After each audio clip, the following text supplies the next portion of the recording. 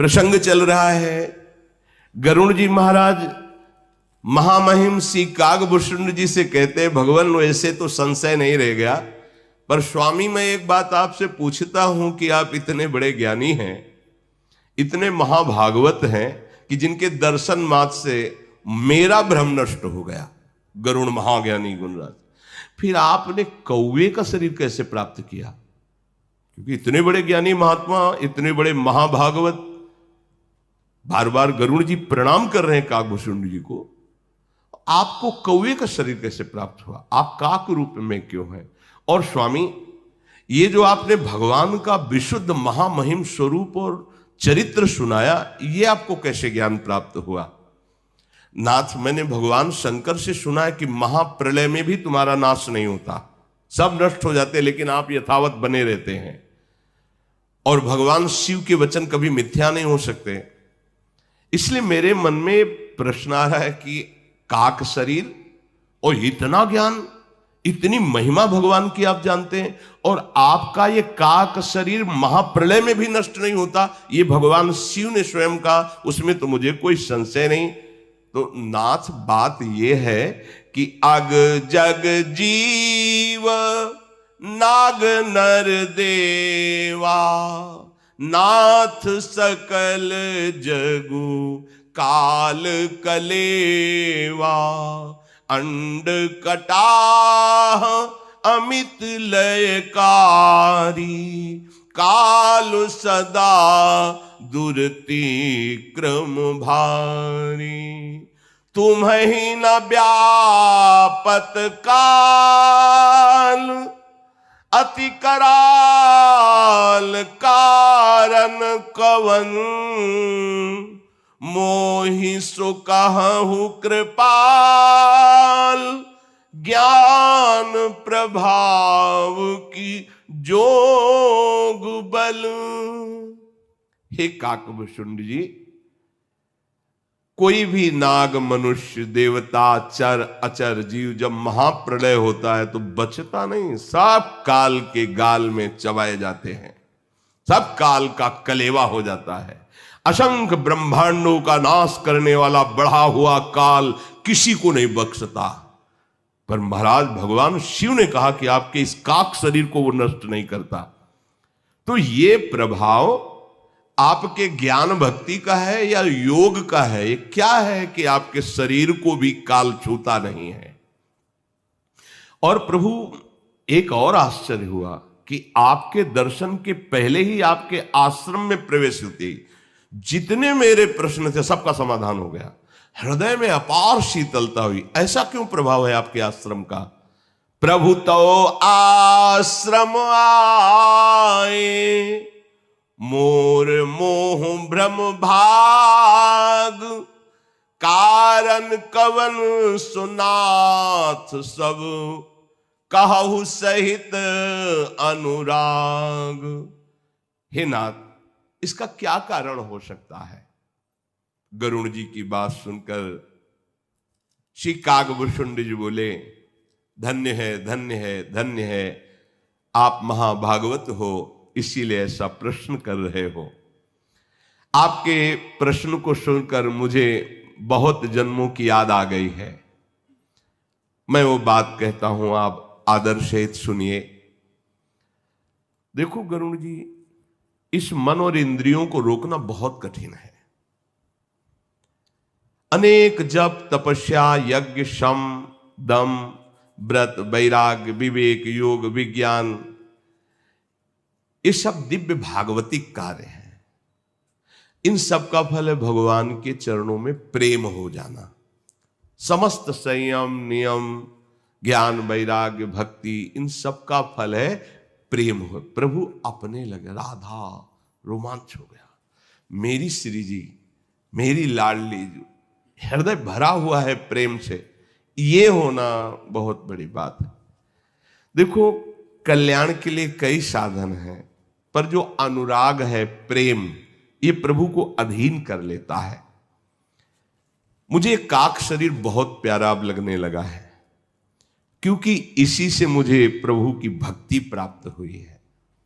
जैसे इस शरीर की निंदा की जाती है विषय सेवन के लिए, भगवत विमुख जो अधर्माचरण करते हो, नहीं, ये शरीर भी ब्रह्म रूप हो जाता है, ये शरीर भी भगवत स्वरूप हो जाता है। शरीर और शरीरी आत्मा, ये भेद तब तक रहता है जब तक भोक्ता और कर्ता भाव रहता है, नहीं तो सर्वम खलमिदम ब्रह्म, ये भी ब्रह्म स्वरूप, ब्रह्मविद ब्रह्मयु भवति, ब्रह्म स्वरूप ही हो जाता है। ब्रह्म स्वरूप हो क्या जाता है? वो तो है ही, केवल भोगों की मान्यता से भेद बुद्धि पैदा हो गई है। जब भोग वासना कर्ता भोग तत्व भाव नष्ट हो जाता है, जहां अभेद हुआ, तो ये भी ब्रह्म स्वरूप ही है, ऐसा अनुभव होता है। इस शरीर का मैं बहुत प्यार करता हूं, क्योंकि इससे मुझे भगवान की भक्ति मिली है, भगवान का प्रेम मिला है। गरुड़ जी, वेदों में ऐसी नीति है कि सज्जन पुरुष कहते हैं कि यदि भगवान का प्रेम प्राप्त हो तो अत्यंत नीच भी तो वो परम पूजनीय हो जाता है, परम वंदनीय हो जाता है, परम प्यारा हो जाता है। तो यद्यपि शरीर अत्यंत नीच है, काक शरीर, पर इससे मुझे सच्चिदानंद प्रभु का प्रेम प्राप्त हुआ, इसलिए मैं कभी इसको त्यागता नहीं हूं। रेशम कीड़े से होता है, कीड़े से ही पैदा होता है रेशम, और उसके वस्त्र बनते हैं। अपवित्र कीड़ा होता है, पर रेशम को परम पवित्र माना जाता है, रेशम पवित्र माना जाता है। उस अपवित्र कीड़े का आदर होता है, क्योंकि उससे रेशम प्रकट होता है। ऐसे ही ये अपवित्र कीड़ा की तरह शरीर है, पर इससे भजन होता है, भगवत भक्ति होती है, साधु सेवा होती है, भगवत स्वरूप संसार की सेवा होती है, इसलिए बहुत अच्छा है। और अगर ये केवल अधर्माचरण में, तो धिक्कार योग्य है। फिर क्या है? ये थैला है, मलमूत्र भरा हुआ है, फट जाएगा किसी दिन। जैसे पानी का बुलबुला अच्छा दिखाई दे रहा है, किस सेकेंड फूट जाए कोई पता नहीं। जीव का स्वार्थ क्या है? यही कि मन वचन कर्म से भगवान के चरणों में प्रेम हो जाए। स्वार्थ साच जीव कहूं एहा, मन क्रम बचन राम पद नेहा। सोई पावन सोई सुभग शरीरा, जो तनु पाई भजिय रघुबीरा। जीव का सच्चा स्वार्थ यह है कि वो नाम जप कर ले, मन से वचन से कर्म से भगवान को रिझा ले। वही शरीर परम पवित्र हो जाता है, वही दर्शनीय हो जाता है। जिस शरीर को पाकर के भगवान की भक्ति अपने हृदय में प्रकट कर ले, भजन किया जाए, वो जगत बंदनी शरीर हो जाता। शरीर जो भगवान से विमुख हो, चाहे ब्रह्मा के समान शरीर हो, जो ज्ञानी जन है, भक्त जन है, उस शरीर की प्रशंसा आदर नहीं करते। इस शरीर से मुझे भगवान की प्रेम भक्ति प्राप्त हुई, इसलिए हे गरुड़ जी महाराज, ये काक शरीर मुझे बहुत प्रिय है। और मुझे वरदान मिला हुआ है कि मैं इच्छा करूंगा तभी शरीर छूटेगा, अन्यथा नहीं। इसलिए मैं कभी इच्छा नहीं करता इस शरीर त्याग की, क्योंकि मुझे इससे पावन भक्ति प्राप्त हुई है। पहले मुझे भगवान से विमुख होने के कारण बड़ी दुर्दशा भोगनी पड़ी है। काकभूषण जी कहते हैं, बहुत जन्मों में मैं भटका हूं, बहुत जन्मों की याद स्मृति है काकभूषण जी को। ऐसा नहीं कि मैं केवल धर्म विमुख ही आचरण करता रहा, मैंने योग भी किया है, तपस्या भी की, यज्ञ भी किया है, दान भी किया है, बड़े बड़े साधन किए गरुड़ जी, सब ये किया। कोई ऐसी योनि नहीं, 84 लाख योनियों में मुझे स्मृति है, मैं सब योनियों में गया हूं। कोई ऐसा कर्म नहीं जो मैंने कर्म ना किया हो। आहा, कह रहे नाना जन्म कर्म पुनि नाना, किए जोग जप तप मख दाना। कवन जोनी जन्म्यूं जहां नाही, मैं खगेश भ्रमि भ्रमि जग माही, देखेऊं करी सब कर्म गुसाई, सुखी न भयऊं अबहि की नाई, सुधि मोहिनाथ जन्म बहु केरी, शिव प्रसाद मति मोह न घेरी। हे गरुण जी, कोई ऐसी जीवनी नहीं जिसमें मैं जन्मा ना हो, कोई ऐसा कर्म नहीं जो मैंने किया ना हो, पर आज आपको कहता हूं भगवान के प्रेम में जो मुझे आज सुख मिल रहा है भक्ति में, वो किसी योनि में, किसी कर्म में, किसी लोक में मुझे नहीं मिला। भगवान शंकर की कृपा से मुझे सब याद है, मेरा ज्ञान अबाध है। जैसे 1 महीने पहले जो पहला सोमवार था, आपने क्या खाया? तो बाधित हो गया, समय ने बाधित, काल ने बाधित कर दिया स्मृति को। अभी 4 दिन पहले आप शाम की क्या पाए थे? शाम के 4 दिन के समय काल ने आपकी बुद्धि बाधित कर दी। लेकिन अबाध बुद्धि का तात्पर्य होता है 1 लाख जन्म पहले आप कौन थे, कहां थे, कैसे थे, ऐसे दिखाई दे रहा जैसे वर्तमान, उसे अबाध बुद्धि कहते हैं। कोई भी बाधा नहीं, न वर्तमान की, न भूत की, न भविष्य की, अबाध बुद्धि। कह रहे भगवान शिव की कृपा से करोड़ों असंख्यों जन्मों का भी स्मरण हमारी बुद्धि में है, वो अबाध है। मैं भी बहुत क्लेशित रहा हूं अनेकों जन्मों में। प्रभु, एक जन्म की बात बताता हूं जहां से हमारा उत्थान हुआ भगवत मार्ग में। उस समय कलयुग ही चल रहा था। कागभूषुंड जी कल्पों कल्पों की बातें सब उनकी स्मृति में है। इस कलयुग में जितने भी स्त्री पुरुष सब होते हैं, वो धर्म शास्त्रों का विरोध करने वाले और मनमानी आचरण करने वाले होते हैं, अनुशासनहीन। और फिर जब फंसते हैं ऐसी जगह, अब क्या करें, कोई उपाय नहीं रह जाता। ये अनुशासन बहुत अमृत है, ऐसा ना समझिए। अगर यहां राजकीय अनुशासन, धर्म का अनुशासन, समाज का अनुशासन, गुरुजनों का अनुशासन, शास्त्र का अनुशासन स्वीकार किया जाए तो अधर्माचरण बिल्कुल बंद हो जाएगा। जो अनुशासनहीन है, उसी अंतःकरण में ऐसे संकल्प उदय होते हैं जो पापाचरण कहे जाते हैं, अनुशासनहीनता के कारण। निगम अनुशासन सब मानते थे, शास्त्र, भाई शास्त्र ऐसा हम नहीं करेंगे, ऐसा शास्त्र विरुद्ध है। कहां, पता ही नहीं कि शास्त्र है क्या। तो हम कलयुग में जन्मे थे जिसमें अपने लोग वर्तमान में हैं। कागभूषुंड जी कह रहे हैं उसमें देखा कि सब अधर्म परायण हो रहे हैं। कलयुग में जन्मे तो पर भगवान की ऐसी कृपा हुई कि अयोध्यापुरी में मुझे जन्म मिला।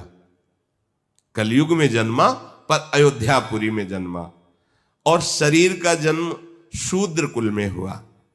मैं मन वचन कर्म से अयोध्या में जन्म होने के कारण मेरी भगवान शिव में स्वाभाविक रति होने लगी। बड़ा अभिमानी था, अन्य देवताओं की खुल के निंदा करता था और भगवान शंकर की आराधना करता था।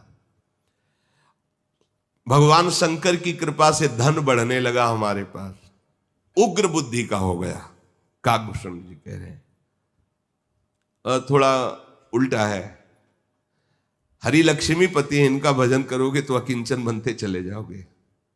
प्रायः इनके जितने महान भागवत हैं, या तो अंदर से राग रहित होकर के चक्रवर्ती सम्राट पद पर होते हुए भी महादैन्य है, और या फिर वास्तविक अकिंचन स्वरूप में। और ये महात्यागी हैं भगवान शिव, चिताभस्माले को। पर इनकी जितनी आराधना करने वाले आपको मिलेंगे, अब महामहिम, देखो सोने की लंका, औढ़रदानी है, बड़ा विपरीतता दिखाई। वो लक्ष्मीपति है, भिक्षा मांग के खाओ निरंतर, और वो चिता भस्मालेप, महान बैरागी, महान, एक कमरा नहीं पूरे कैलाश में, एक बट वृक्ष के नीचे महाराज रहते, पर 60,000 योजन का है वो बट वृक्ष, 60,000 योजन का है बट वृक्ष, जिसके नीचे महादेव जी बैठते हैं। और 6 ऋतुएं अलग अलग डालों में हैं। इस एरिया में तो शरद ऋतु, इस एरिया में बसंत, हर ऋतु उसी वृक्ष के नीचे। तो बोले वो भगवान शंकर की आराधना में लगा तो धन की वृद्धि हुई, तो बहुत उग्र बुद्धि वाला हो गया और बकवास करने में बड़ा प्रवीण, हृदय में भारी अभिमान पैदा हो गया। इतना अभिमान पैदा हो गया, यद्यपि मैं जन्मा परम कृपालु भगवान रघुनाथ जी की राजधानी अयोध्या में, हरि की निंदा करना, देवताओं की निंदा करना, महादेव की उपासना करना और अभिमान युक्त रहना। अवध में रहते हुए भी अवध के प्रभाव से विपरीत, क्योंकि यही दरबार दीन को आदर। शास्त्र पुराणों में गाया गया है कि जो अयोध्या में जन्म हो, अयोध्या में बसे, तो उसे भगवान श्री हरि की भक्ति मिलती है। अवध का प्रभाव जीव तभी जानता है जब अभिमान छोड़कर भगवान के चरणों का आश्रय ले। इसीलिए धाम का वृंदावन ही विधि बसै तज के सब अभिमान, तृणते नीचो आपको जाने सोई जान। गरुण जी बड़ा हृदय हमारा जलता रहता। ये जो अभिमान में है ना, इनको और दूसरी आग नहीं जलाती, वही आग जला देती। जैसे तुम्हें दिखाई देंगे फूले फाले ऐसे कुंभ, आपको रौब, अंदर उनके देखो, अगर अंदर कैमरा हो कोई ऐसा डाल के देखो, फिर पता चले कि कितना जल रहा है व्यक्ति, कितना भयभीत है अंदर से। बाहर से आपको दिखाई देगा निर्भय, और जो भगवान के दासत्व से महामंगल मोद को बाहर से दिखाई देंगे नहीं, सबके हाथ जोड़ते घूमता है, लेकिन वो निर्भय है, काल से भी नहीं डरता। जे काल बस ना परे, ये बहुत जल रहा। कागभूषण जी बता रहे, धन था, उग्र स्वभाव हो गया, हरि की भी निंदा, देवताओं की भी निंदा, मन माना उपासना थोड़ी कहीं फलीभूत होती है। अब हृदय हमारा बहुत जलता, और जिससे मिलता तो सब कलिकाल के जीव मिलते, मतलब गलत सलाह देने वाले। आप देखो ना, गलत सलाह देने वाले आपको बहुत मिल जाएंगे।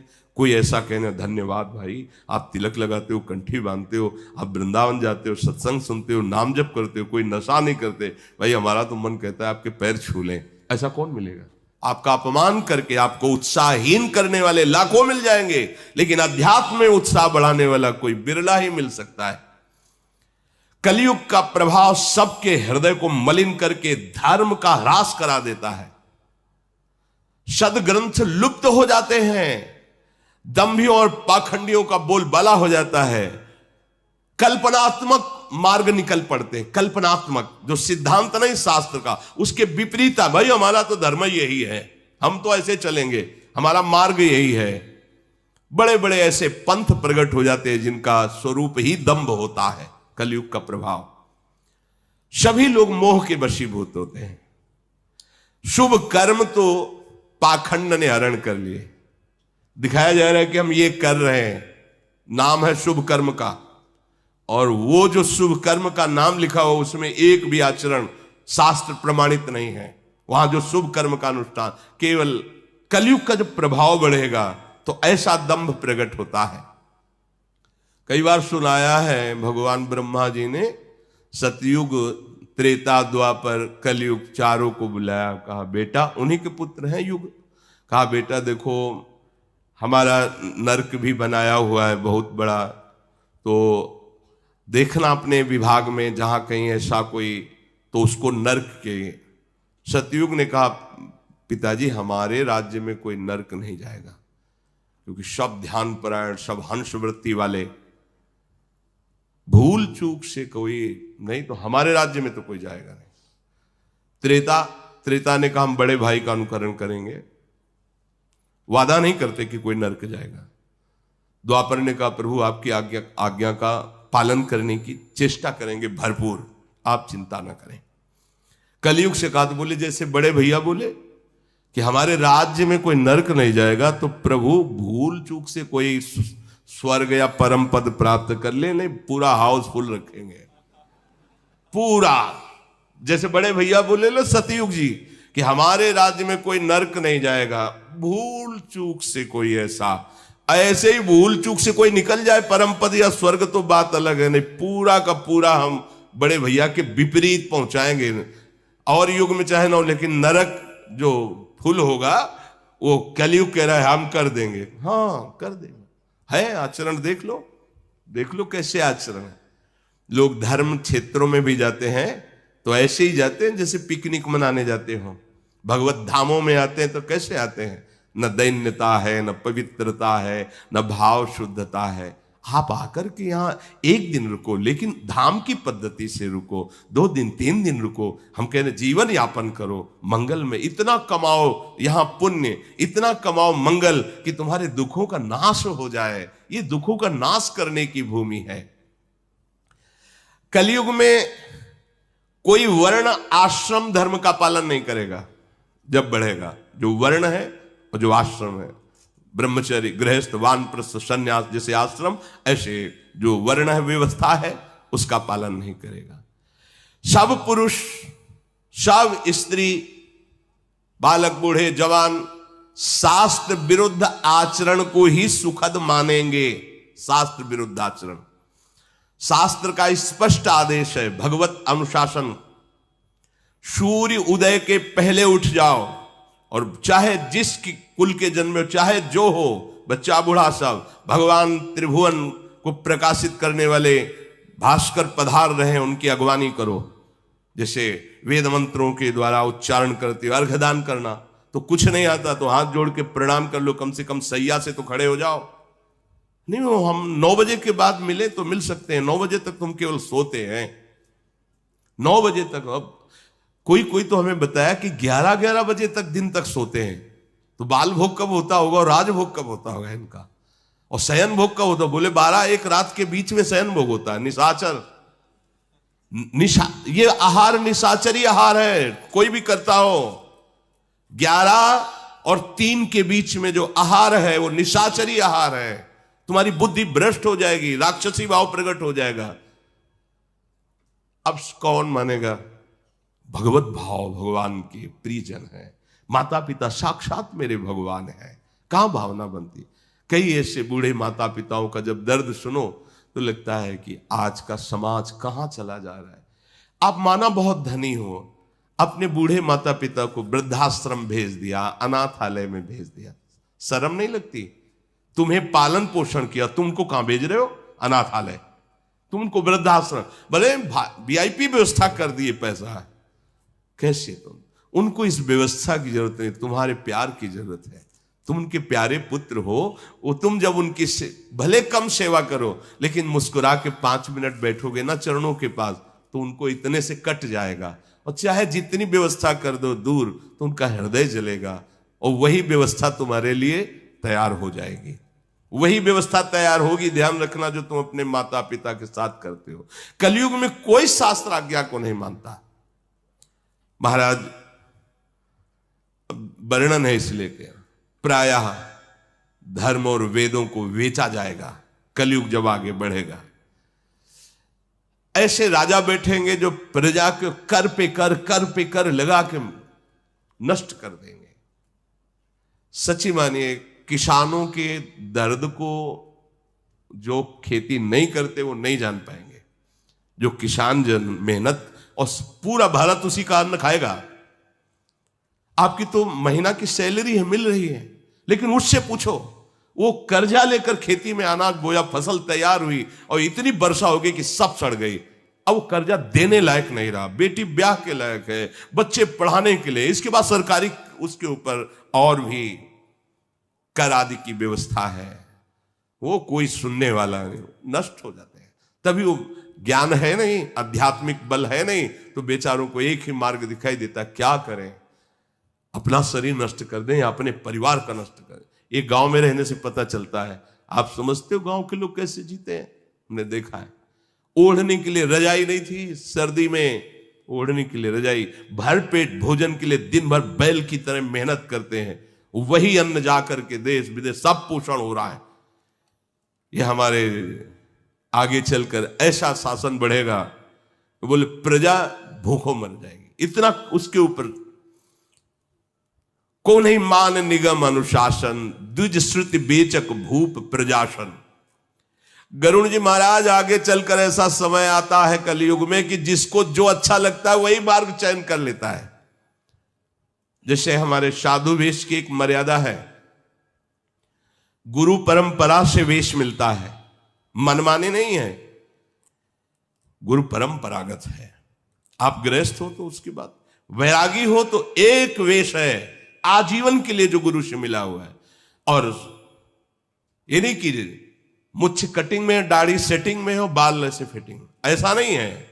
सिद्धांत है, या तो मुंडन पूरे में और या तो पूरे रखाओ, दो ही पद्धति है, या तो भद्र करो या तो पूरे रखाओ, उसमें ये सेटिंग फिटिंग नहीं।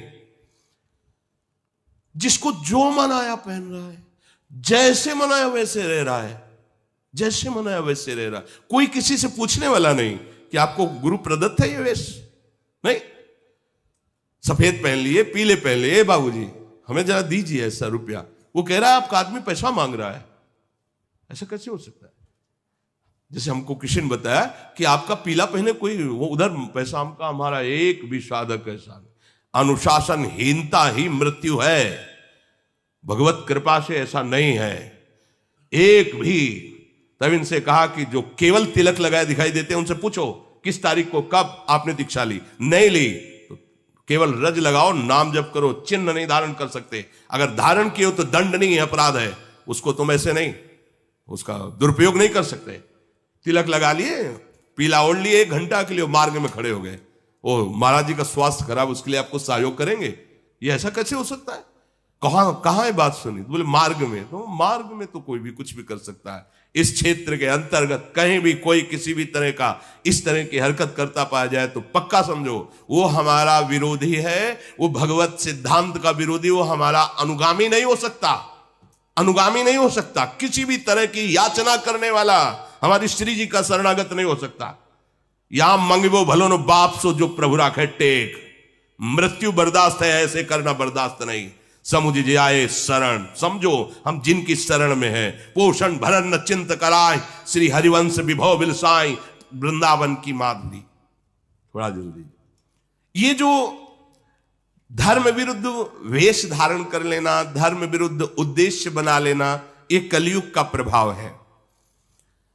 श्री काकभूषण जी कहते हैं, गरुण जी महाराज, वेश रचना भी आचार्य परंपरा के अनुसार रखी गई। इसीलिए हमारे देखो ना, रामानुजाचार्य, पूज्य श्री रामानंदाचार्य, पूज्य श्री निम्बारकाचार्य, अलग अलग आचार्य महापुरुष, अगर संन्यास में आद्य गुरु भगवान शंकराचार्य, अलग अलग मार्ग में भगवान अवतरित हुए। वेश, चिन्ह, उद्देश्य, परंपरागत मंत्र, उपदेश, ये सब एक सिस्टम। बोले ये मनमानी आचरण करके हुए कितने ऐसे लोग दिखाई देते हैं। हम लोगों में ये शिक्षा दी जाती थी कि बनारस में हो, अगर कोई संत मिला, पहले वहां था बड़े बड़े संतों में कोतवाल रहते थे, तो जैसे आप संत संगोष्ठी, तो गेट में बैठे, कुर्सी डाले, दो संत ही खड़े, आपका प्रेम पट क्या है? अब वो सिद्धांत में नहीं जुड़ा हुआ है, परंपरा से नहीं, प्रेम पट। आपका योग पट क्या है? तुरंत कपड़े उतारो, उसको सादे कपड़े दो, दोबारा हमें काशी में कपड़े पहने ना दिखाई देना। उससे क्या होता था, ये जो कहते हैं ना कि साधु ऐसे कहे, ऐसे नहीं। अब कोई किससे बोले, कोई कुछ भी पहन ले, कोई कुछ भी बोल ले, हम आपको ये प्रार्थना करते हैं, कहीं कोई विशेष कष्ट में है, आप देख लीजिए, उसकी सेवा कर दीजिए। पर संत ऐसे नहीं होते, आप ये बात समझ लेना, ऐसे नहीं होते। ये हम तुम्हें घोषणा करके कहते हैं, ऐसे नहीं होते संत। संत ऐसे होते हैं, भरण पोषण तुम्हारे द्वारा जिनका भाव होता है, वो विश्वंभर भगवान के दास नहीं होते, वो जगत के भोगों के दास होते हैं। विश्वंभर भगवान के दास ऐसे नहीं कर सकते। एकादशी फलाहार करा दो, वो एकादशी किस काम की? जिसके फलाहार के लिए हमें भीख मांगनी पड़े। वो यज्ञ किस काम की? जिसके लिए हमें भीख मांगनी पड़े। वो भंडारा किस काम का जिसके लिए हमें भीख मांगनी पड़े? हमारा निरंतर अंदर भंडारा चल रहा है, यज्ञ हो रही, हम प्रति श्वास को भगवान के चरणों में अर्पित करें, इससे बड़ी कोई यज्ञ नहीं। हम प्रतिपल इंद्रियों को भगवान नाम से तृप्त कर रहे हैं, इससे बड़ा कोई भंडारा नहीं। हमारे रोम रोम भगवान की दासत्व से युक्त हो जाए, इससे बड़ा जगत मंगल नहीं। वायु छू के स्पर्श करके पापों का नाश करेगी, समझना है। कागभूषुंडी जी जो जितना दंभ पाखंड कर पाएगा उसे उतना ही बड़ा कहा जाएगा। जो दूसरे का धन हरण कर ले वही बुद्धिमान कहा जाएगा। जो जितना नीच आचरण कर ले उसी का सम्मान होगा। जो जितना झूठ बोल ले, दिल्लगी कर ले, जितना बेईमानी कर ले, उतने गुणवान कहा जाएगा। जो आचारहीन है, वेद शास्त्र का अपमान करने वाला है, कलयुग में उसी का सम्मान कहा जाएगा। अशुभेश भूषण धरे भक्षा भक्ष जे खाहि, ते जोगी ते सिद्ध नर पूजते कलयुग माहि। जो अमंगल वेश, अमंगल भूषण, अमंगल खान पान, वही कहे जाएंगे। बड़ा कलयुग का विचित्र तांडव होता है गरुड़ जी। जो अपने आचरण सदैव दूसरों को दुख देने वाले करते हैं, जे अपकारी चार तिनकर गौरव मान्यते, उन्हीं का बड़ा गौरव, उन्हीं का बड़ा सम्मान होता है। मन वच कर्म लबार तेई बक्ता कलिकालम। कागभूषुंडी जी कह रहे हैं गरुड़ जी से कि मन और वचन और कर्म से विषयों में प्रीत रखने वाला और झूठ का बल रखने वाला जितना वाणी में प्रवीण कहा जाएगा वही वक्ता माना जाएगा। वक्ता का तात्पर्य है शास्त्र की बनाई हुई मार्ग से कभी इधर बिलग न जाए। या तो अपनी अनुभूति जो तस्मा शास्त्रम प्रमाणम, यह शास्त्र वचन, बस उतना ही। हमें यह नहीं कि हमें सब कुछ आता है, शास्त्र नहीं है हमें से, वो कभी अनुभूति वाली बात नहीं। भले बात पूरी तुम्हें कंठस्थ है, लेकिन शास्त्र सामने रखना हो अनिवार्य है। ये हम गुरुजनों की बात करें कि जैसे चतुराशी जी का गायन कर रहे हैं और हाथ में चतुराशी जी नहीं लिए बैठे हुए हैं, क्यों? चतुराशी जी सामने क्यों जी कंठस्थ है, तो क्या हुआ? सामने उसको रखो, दर्शन करते हुए जो पद है उसको, भले कंठस्थ है पर आप सामने रखिए। गुरुजनों की वाणी में क्यों में नहीं कहा जाता। ऐसे ही भागवत सामने, वेद जो भी हम ग्रंथ का गायन कर रहे हैं, यश गान, वो सामने रखा है। जो भी बोलो उसी के अंतर्गत बोलो। जिस विषय को लिया है, ये नहीं उत्तर दक्षिण कहां भाग रहे हो कुछ पता नहीं चल रहा है। जो विषय लिया है उसी विषय में ही, उसी विषय को पुष्ट करने के लिए, और शास्त्र सम्मत, साधु सम्मत और हृदय सम्मत तीनों मिलने चाहिए। शास्त्र, साधु और हृदय, तब वो बात परिपक्व मानी जाती है। जो शास्त्र में लिखा है, जो संतों ने अनुभव किया है, वही हृदय में है, वो वाणी अंदर से प्रकट हो रही है। जो मन वचन कर्म से भोगों की चाह रखकर और झूठ पर झूठ, क्या होता है कि सामने वाले को तो पता है नहीं इसका अर्थ क्या है, सामने वाले को पता नहीं। अब वो अर्थ हम अपने मन के अनुकूल कर रहे हैं। शास्त्र का अर्थ मन के अनुकूल नहीं होता। हम वो बात घुमा के ऐसे ला रहे हैं जिससे वासनाओं की पूर्ति हो, ऐसा नहीं। ये कपट है और ये कपट तुम्हारा पतन कर देगा। चौथी भगत मम गुणगन करे कपट तजिगान, भगवान के ये कपट है। सीधा और उसका भाव बोलिए, जो शब्द लिखा है उसको घुमा के और अपनी वासना परक उसका अर्थ नहीं करना चाहिए। सीधे बोलिए शास्त्र क्या बोल रहा है। थोड़ा चोट लगेगी, अगर इसमें लिखा है तो हमारे भी हृदय में चोट लगेगी, गलत है। आपके हृदय में चोट लगेगी तो हमें सुधरना होगा ना। तो सुधरने के लिए तो सत्संग हो रहा है, हम भी सुधरे, आप भी सुधरो। तस्मात् शास्त्रम प्रमाणम ते, जहां हमें कमी लग रही वहां हम सुधार करें। जो आप सुन रहे हो आपको कमी लग रही, नहीं ये बोलेंगे तो लोग नाराज हो जाएंगे, फिर बात नहीं बनेगी। तो शास्त्र किस बात का, फिर तो मनोरंजन हो रहा है। शास्त्र मनोभंजन करता है, तुम्हारे मन की अशुभ वृत्तियों का नाश करके भगवदाकार वृत्ति प्रदान करता है। तो गरुड़ जी महाराज को कागभूषुंडी जी उस कलयुग के समय की बात बता रहे जिस समय जन्मे हुए थे। हाँ, तो ये प्रार्थना कर रहे हैं कि जैसे शनिवार रविवार को बहुत भीड़ होती है, ये दर्शन देने वालों लोगों की, वहां से लेकर यहाँ तक। तो बीच में जो नित्य छोटे छोटे बच्चों को लेकर परिवार के जन खड़े होते हैं, उनसे प्रार्थना है कि वो शनिवार रविवार को बिल्कुल ना खड़े हों। आज मुझे भी बहुत ऐसा लगा कि छोटे छोटे बच्चे जिनसे हम राधे राधे करते हैं रास्ते में, वो इतनी भीड़ थी कि हम बार बार लौट के देख रहे थे कि वो सुरक्षित अपने माता पिता के हाथ में है कि नहीं। नहीं तो भीड़, नौजवान लोग बाहर से आते हैं, राधे राधे ही सही, पर ऐसा जोशीला स्वरूप प्रकट करते हैं कि कहीं वो बच्चा गिर गया और तो फिर बड़ा असहनीय हो जाएगा। इसलिए हम अपने जनों से प्रार्थना करते हैं कि शनिवार रविवार को प्रायः लगभग ऐसी भीड़ दिखाई देती है, तो जहां वहां ना खड़े हों, अन्य दिनों में दर्शन। क्योंकि छोटे बच्चे हैं, आप अपने शरीर को संभालेंगे कि उस बच्चे को संभाल। अब छोटा बच्चा गोद में ले, किसी का धक्का लगा, सामने गिरा, वो अहित हो जाएगा। इसलिए जो शरीर के वयोवृद्ध जन हैं और जो बच्चे हैं वो ना जाएं भीड़ में, अपने घर के हैं कभी भी दर्शन कर लिए आपस में, और नहीं तो यंत्र है उससे दर्शन कर लिए। कोई अमंगल हो जाए, वैसे महारानी जो सर्वसमर्थ हैं, पर अपने लोग काहे को छोटी सी बात के लिए महारानी जी को अर्जी लगावे कि आप अपना वहां सामर्थ्य दिखाइए, किसी को अहित ना हो। अब हमारे ही चित्त में छो हो रहा था, वो बच्चा जैसे दंडवत, ऐसे 50 लोग दौड़ रहे हैं। अब नौजवान है, वो तो रात भर चल के आए, तो उनको लगता है जय बार दर्शन कर लें, एक बार दो बार तीन, तो धक्का वो अच्छा नहीं, पर नहीं मानेंगे, वो नहीं मानेंगे। अपने लोग सत्संगी हैं, वयोवृद्ध शरीर और छोटे बच्चे, ये प्रायः भीड़ में ना खड़े हो। जिन दिन ज्यादा भीड़ है, कोई उत्सव है, वहां मत खड़े होइएगा, क्योंकि ये शरीर भगवत प्राप्ति के लिए है। कोई अंग भंग हो जाए, कोई हानि हो जाए, फिर हमें अच्छा नहीं लगेगा, फिर आना जाना हमारा मतलब बाधित हो जाएगा। किसी को कष्ट हो, हम ऐसी जगह क्यों जाएंगे? इसलिए आप सावधान। और ये प्रार्थना करें कि हम लोग जितने सेवादार हैं सब आपके ही दास हैं, आपकी सेवा के लिए हैं। अगर आप हमारी बातें नहीं मानोगे, वहां जैसे रोक रहे हैं, जबरदस्ती करोगे, तो हम आपको कैसे फिर सुविधा दे पाएंगे? अब जान रहे आप कितनी छोटी जगह है। अच्छा, यहां किसी से कुछ मांगने जांचने वाला विषय है नहीं, हमारी श्री जी के द्वारा। अब हमसे ये कहो कि व्यवस्था करो, देखो भाई, हम ये प्रपंच हमसे नहीं होने वाला। श्री जी ने कर दिया, जितनी व्यवस्था है उतनी में बैठ लो। अब इतने में कितने लोग, 4-5 हजार लोग आते हैं, 4-5 हजार में 50 लोग अंदर किए गए, तो जो बाहरी बचे वो तो गाली ही देंगे ना, मन में सोचेंगे कि बाबा जी इनको क्यों बैठा लिया, हमें क्यों, हमारे पास जगह नहीं है। आप खुद देख लो, व्यवस्था नहीं है।